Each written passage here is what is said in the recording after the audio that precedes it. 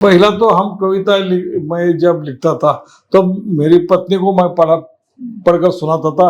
उसकी शिक्षा बहुत कम है, वो चार क्लास पढ़ी हुई है, उसको समझता भी नहीं था, मगर मैं उसको ही पहला सुनाता था। पहले ऐसा होता था कि पहले जब मैं कविता लिखता था, पहले दौर में हमें नकारा जाता था, अरे तुम्हें लिखना नहीं आता, तुम पहले ग्रामर सीखो, अच्छा शुद्ध लेखन सीखो, अच्छा कैसा लिखना है वो सीखो, अपना हैंड राइटिंग सुधारो, अनुभव ले लो और अच्छा लिखो।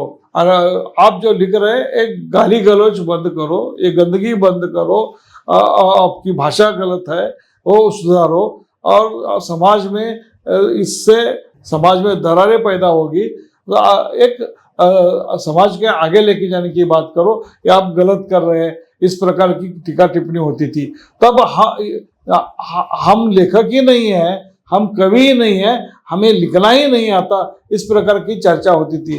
तब हमें साबित करना था कि हम लिख सकते हैं, हम कवि है। इसलिए हमने लोन लेकर पत्नियों की, कई कवियों ने पत्नी का मंगलसूत्र बेचा, कई कवियों ने बैंक से लोन लिया, कई कवियों ने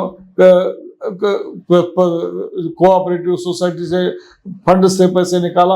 और पहले ऐसा एक दौर चला कि दलित कवियों ने, दलित कथाकारों ने अपने किताबें अपने लोन से कर्जा लेकर प्रकाशित की, और वो मुफ्त बांटी, बेचने, क्योंकि ये कोई बेचने के लिए लेता ही नहीं था।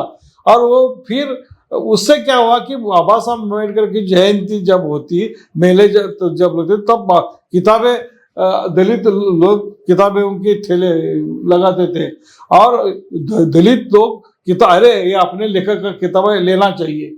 तो एक ऐसा मुहावरा आया कि दलितों ने किताब महंगी की और ब्राह्मणों ने मटन महंगा किया, क्योंकि ब्राह्मण मटन खाते नहीं थे, वो मटन खाने लगे, दलित किताब पढ़ते नहीं थे, वो किताब पढ़ने लगे। हाँ, इस प्रकार से ये मुहावरा बहुत उस काल में चर्चित रहा। मुझे लगता है कि दलितों ने पहली बार हमारे लिखा, ये लोग हमें छापते नहीं हैं, नज़दीक खड़े नहीं करते हैं, तो हम लिखेंगे, हमारे किताब हमने छापेंगे, हमारी संगोष्ठियाँ होगी, हमारे सम्मेलन होंगे, हमारे संगठन होंगे। इस प्रकार से हमने एक माहौल बनाया।